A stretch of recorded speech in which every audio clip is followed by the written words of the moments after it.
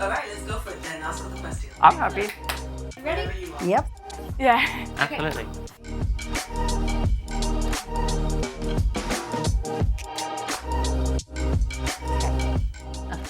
Okay, just look to camera 3. We're rolling. 5, 4, 3, 2. What does being a woman mean to you? Being a woman to me means strength. I am constantly amazed by how much we can endure. Women are expected to be strong, but gentle at the same time. Vulnerability, but at the same time, strength and resilience. To be loving, but at the same time, society expects us to be powerful and outspoken. It's pride and this like self-worth, and then there's also that shame and that guilt. Being empathetic, kind, being strong. We take on so much, obviously looking after our family, providing for our family, and at times we forget to look after ourselves. Often while juggling 100 unseen responsibilities and obstacles that we have to overcome, whether that's hormonal imbalances, PMS, periods, perimenopause, labor, postpartum, the list really does go on. Because there is no other way, and that is for me the ultimate definition of a woman. And despite everything that we can overcome, we are still severely underestimated, even though women are purely magic.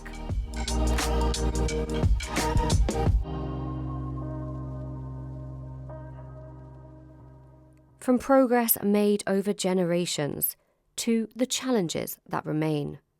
This is a conversation about equality, community, and the role that we all play in our future. For many, the women who shaped them, mothers, teachers, colleagues, and community leaders, remain powerful sources of inspiration. Have you had a female role model, and why did she matter to you? My female role model is my grandmother. She's one of the most resilient women I know. She's been through so much and she continues to show up for everyone. My grannies, both of them are iconic women. They don't depend on their husbands, they're both their own women. My younger sister, her strength of character was far beyond her years, and even in her hardest moments, she always chose compassion and kindness. She taught me that it's not about how long you live, but how you lead your life, and so everything that she was is everything I aspire to be. I have extreme respect for my mother, who, when my father passed away when I was 11 years old, carried on pushing the family through that difficult time despite all of the pain that she was feeling, and making sure that we grew up to be the best people that we could be. Women have been major role models for me my whole life growing up, so they taught me patience, kindness, fairness. Mummy, English is lovely. My mum, because she's very funny. She's kind and she takes care of me and she gives hugs and kisses. My mom, she is someone at the end of the day who has always inspired me to embrace individuality and see beauty in diversity. I mean, she's someone, as a woman who had tattoos in a time where it really wasn't accepted, so I really believe that she paved a way for determining your own beauty standard. My teacher. Because she helps me learn. I spent a lot of time in hospitals with my youngest son, and the people that were most supportive at that time were the nurses that took care of him. The nurses that were with him 24/7 were amazing. They knew my son inside out. They knew how he reacted. They cared for him. They sang to him. They were the most amazing individuals that I've ever come across. My mum was always on my side, always took care of us, always gave us great guidance spiritually and mentally, and how to move forward and to learn how to respect women, actually. From my mother's perspective, having sacrificed her career for myself, my siblings, I think it's something that's shaped me. I couldn't have had better role models growing up with my sister Kimberly and my mum Annabelle, who was just so full of grace and intelligence and courage and strength. And she had this light to her that I can only hope to emulate myself. She was constantly telling me that I was capable of anything and everything, and it's her confidence in me that I try to hold on to every day. We're all just here trying to do our best, and the moment I saw that, I saw this flawless woman who just tried her best in life, and I honestly could not have asked for anyone better. So Definitely my mum, for sure. Often it's the people who inspire us, who show us what strength really looks like. What does strength in a woman look like to you? That's quite a hard question, but I think strength is turning up and not giving in and trying your hardest and being really authentic. I'm such a big believer in communication and speaking about feelings and supporting one another. We have to battle with all the hormones and all the emotions, and generally we are very emotional, but we find that strength to, you know, get up, dress up and get on with it. Seeing my wife lead with her business and then navigating family life. I'm at the beginning stage of motherhood. I've got a 2-year-old and a 4-year-old. So I have gone through the sleepless nights and still showing up the next day. And you have to take that on because people keep needing to be fed. Bedtimes still have to happen. You still need to earn money. But at the same time, it has taught me so much about myself and what I am able to achieve even on my darkest days.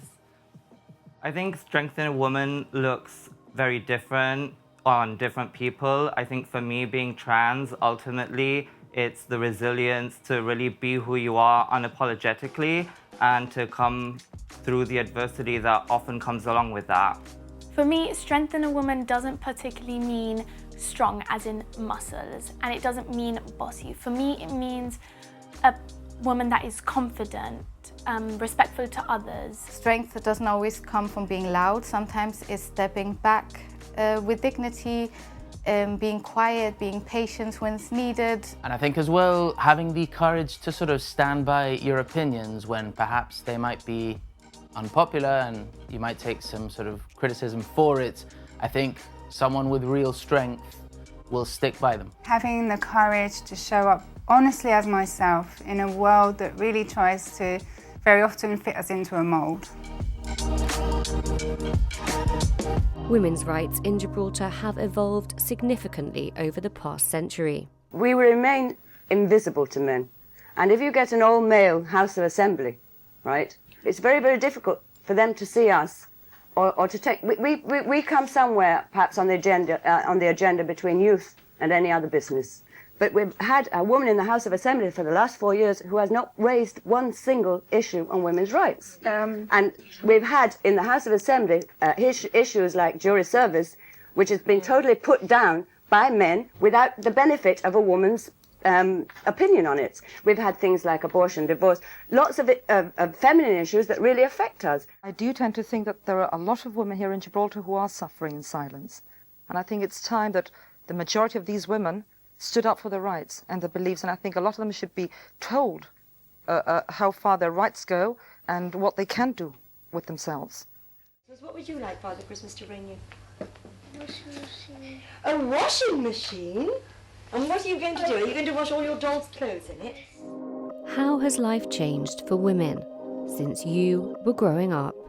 Let me just set a scenario. The dining room table. My father's sitting here ready to take his supper.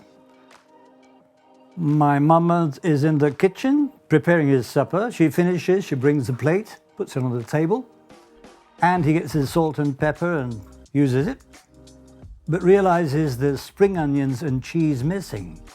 So what does he do? He calls my mother, "Mum, may I say this? No onions, no cheese." And she comes, and the fridge is behind his back. So she comes and opens the fridge and puts the spring onions and cheese on his plate. The fridge was literally almost hitting him at the back. All he needed to do was turn, open the fridge and take out what he needed. Why call my mother? But that was the trend in those days, 50s and 60s, perhaps 70s, and perhaps with some men, even now. The women did everything. The man went to work from 9 to 5 or whatever it was, came home and didn't do anything. I mean, the women did all the shopping, food shopping, cooking, cleaning, everything was done by them. I lived in a Gibraltar of a closed frontier. We had no access to newspapers or rather than, well, I certainly didn't as a girl, as a young woman. So we had no awareness at all of feminism, for example, or any issues to do with being a woman or being a man. And it was only when I went to university that I woke up to the political realities of the outside world. And I started reading quite a lot about the feminism, the second wave of feminism in the 1960s, and I thought, yeah, this makes a lot of sense. Life is so different now for women. When I was growing up, the most you would aspire to is being a secretary or a personal assistant or, you know, something like that. Women had very traditional roles. They were expected to keep home and family and not go out to work.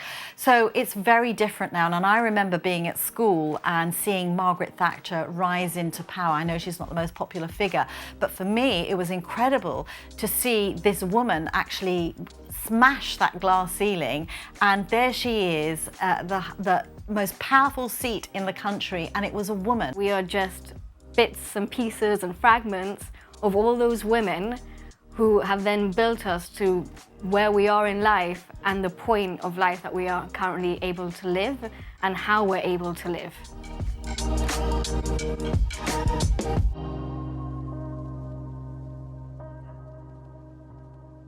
Women gained the right to vote less than 80 years ago. In 1969, the first woman was elected to Gibraltar's House of Assembly. 1982 saw equal pay legislation, and it was only in 2003 that women locally were invited to serve as jurors. Most people agree that opportunities for women today are very different from those of previous generations. But statistics also help tell the story of how society is changing. According to the latest employment survey, women hold around 43% of employee jobs in Gibraltar, with the average annual salary for men at $46,800 and $38,100 for women. This works out to women taking home around 80p for every £1 earned by men, although the government says these numbers should not be used to calculate any official pay gap. In education, this academic year, 53% of students progressing to university are female, and of the teachers in Gibraltar, 77% of them are women. Teaching generally does lend or, lean towards females being interested in that profession. It's something that we're mindful of. I think you'll find that in a significant proportion of sort of the care professions, and it does sort of align with those perhaps, more traditionally viewed pathways, and again, with perhaps previously existing stereotypes. We would love to have more male teachers in primary, particularly because we have a higher proportion of male teachers within the secondary sectors, but less within primary. And so they're like gold dust in our primary schools. Must have been about 3 or 4. You were 4 the last time. For many women in Gibraltar, opportunities and visibility have grown across education, work and public life. A lot of the boys do believe that the woman's place is in the home. But for some, the reality behind closed doors can be very different. The police have received 112 reports of domestic abuse so far this year. Whilst domestic abuse can happen to anyone, the majority of victims are female. Of the 42 criminal offences so far in 2026, 30 were crimes against women and 12 against men. Behind each statistic is a personal story and a reminder that equality is not just about opportunity, but also about safety and respect. Addressing issues like these form part of the wider conversation around equality, including the policies designed to support families and working parents. In Gibraltar, the maternity allowance is £87 per week for 18 weeks. This has remained unchanged since 1999. The government says plans for paternity and shared parental leave are under development. In neighbouring Spain, both parents receive 16 weeks of parental leave. This is paid at close to 100% of salary. The Equality Minister has said changes to parental leave are coming very soon. They're easy to tick a box, but we need to find how it would work as a shared parental leave. We need to see where we're at and where we wanted to go, as well as considering we were a bit waiting for the treaty to come along. I don't want to give specific details, but I can tell you we are at a very advanced stage. We were at an advanced stage last year, and then we had to take a few steps back because it wasn't something that we felt would work according to what I really want parental leave to look like. Now we're getting closer to that, and especially now what we're finalizing is the finer details now that we've got the treaty and how it would work as a benefit. There's a broad spectrum of jurisdictions that do many different things. If you look at the north, at the Scandinavian countries, they offer a very extensive parental leave program. But, for example, it wouldn't work in Gibraltar with essentially what we pay in with regards to social insurance and tax and timings and culturally and how the work-life balance works. It's very different to Spain, it's very different to the UK. So we're looking at something that works with the specifics of how Gibraltar works. This doesn't just affect mothers, it affects fathers. It deprives them of the ability to be involved in caregiving from an early age, and deprives families of how they choose to make those decisions and have equitable choices in those decisions. So that in turn affects the gender pay gap, parental leave, flexibility around work, inaccessible childcare, unaffordable childcare. All these things have an impact on this unless we also address the structural gaps that remain unaddressed. We're not going to address all these issues such as gender pay gaps, menopause, health issues at work are also a big structural gap that remains. It has to be seen as a workplace health issue and not a private woman's issue. Equality is not just about policy, though. It's also about attitudes and shared responsibility. How can men better support women?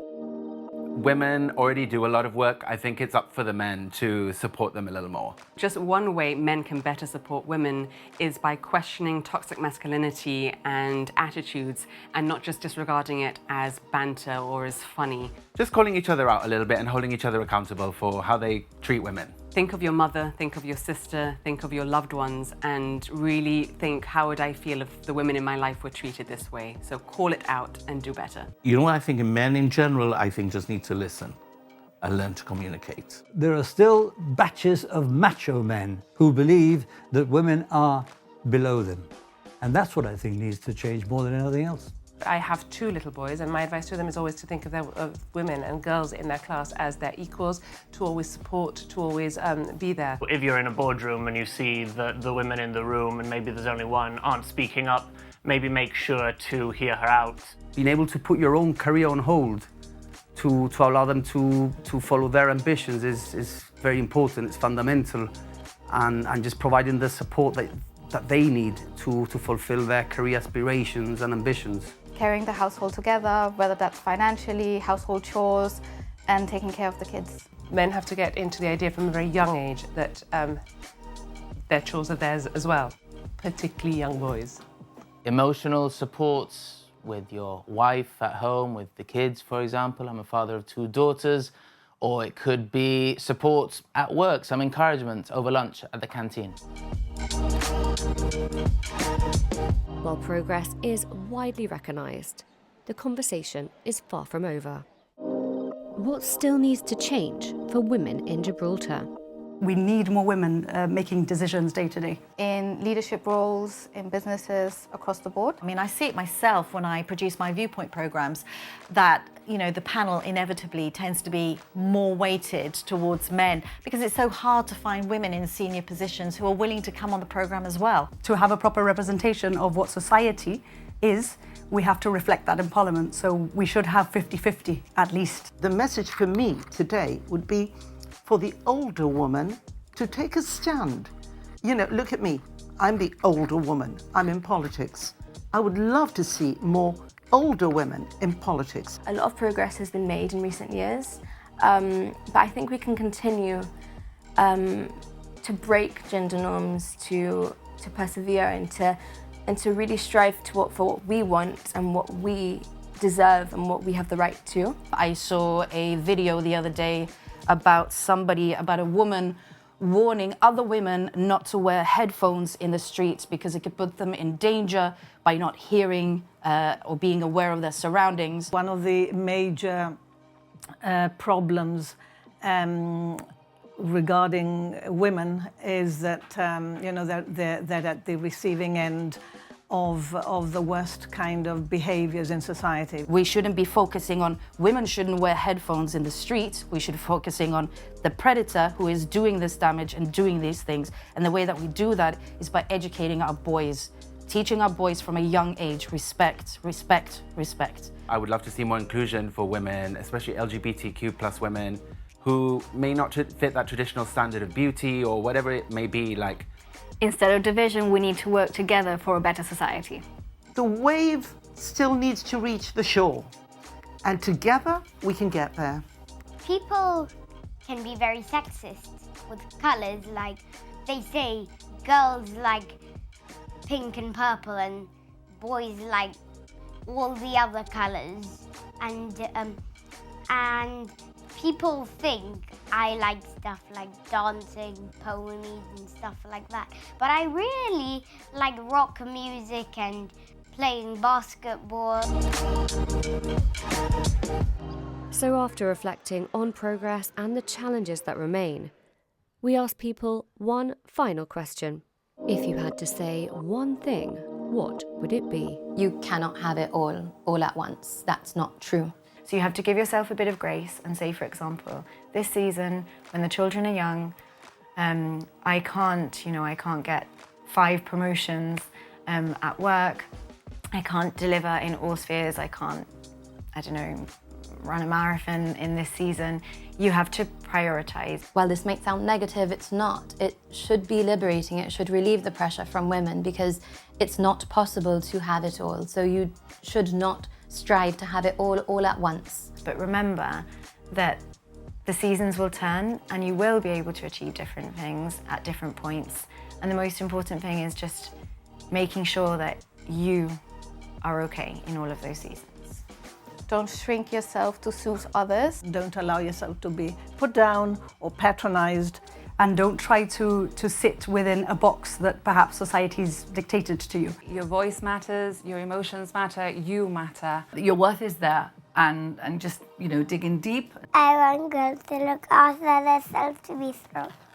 My advice for the younger generation is to not grow up so fast. You're only young once. Social media is not real life.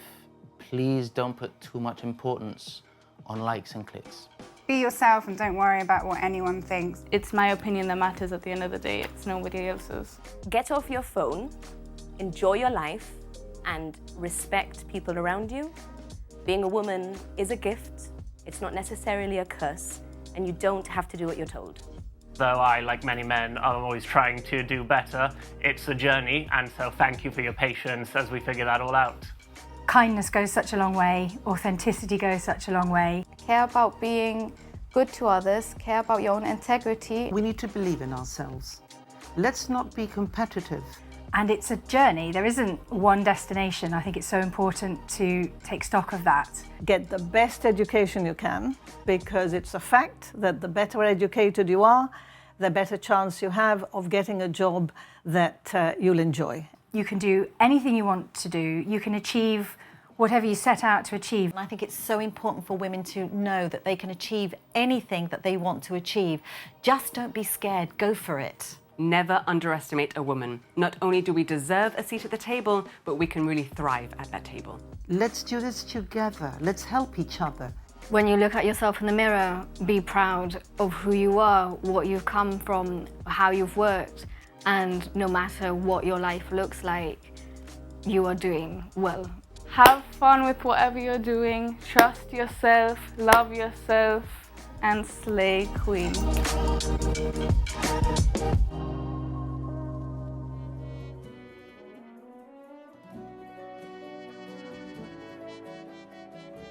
From the right to vote in 1947 to women leading institutions across Gibraltar today.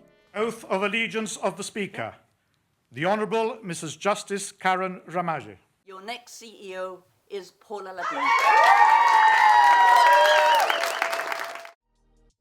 Progress has been significant, but as this conversation shows, equality is not just shaped by laws or statistics, it is shaped by people. Because when we support each other, Yeah. we all give and gain. It works. No, I haven't said anything stupid.